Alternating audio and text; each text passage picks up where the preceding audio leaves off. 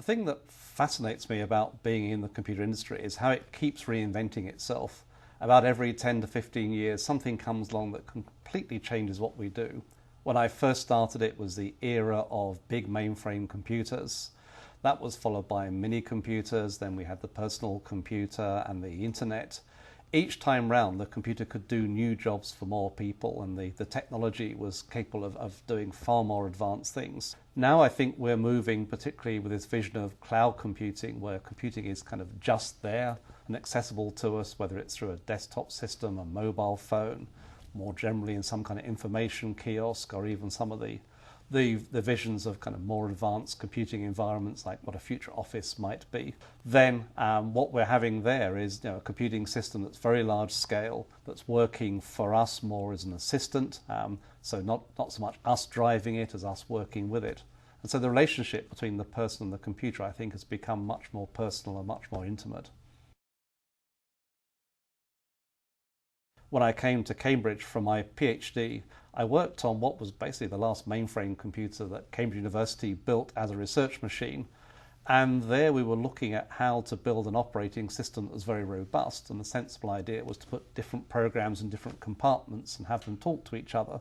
And so already there was kind of the idea of, well, these days we call it virtualization, turning one machine into lots of little machines.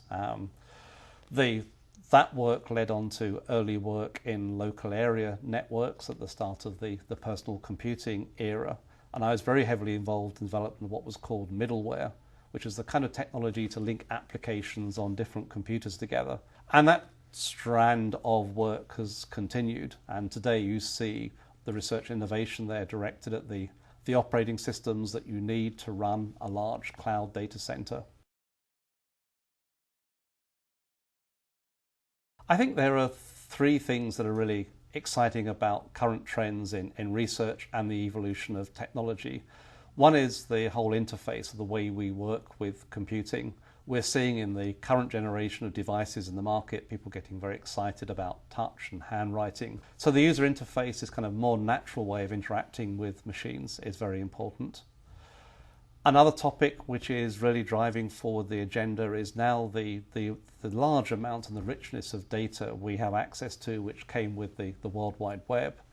And now everyone is putting their data on the web. We've already got transport timetables, government is talking about putting government data and government statistics.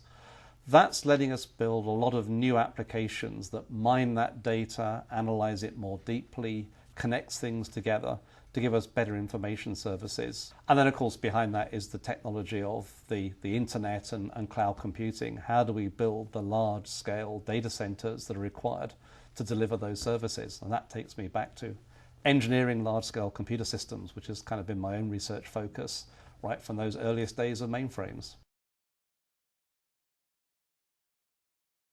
I think one of the things that often people don't realize is how important computing actually is to a whole range of other disciplines. The other sciences, engineering, all use computing to a greater or lesser degree.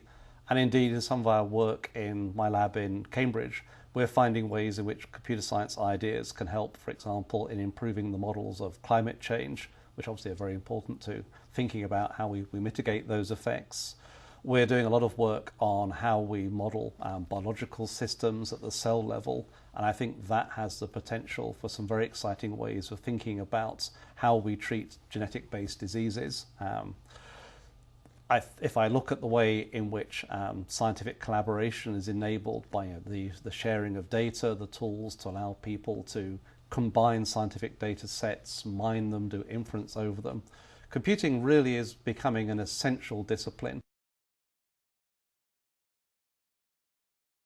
We've still got a lot of work to do to really have good ways of programming the very concurrent, parallel, lots of things happening at the same time activities that go on in a distributed system.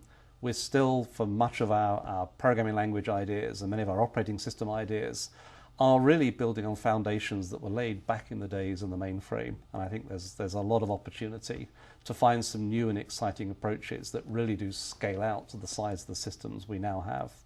So thinking about what is the operating system for the cloud and how do I write applications for the cloud is a really big challenge for someone with my kind of technical background.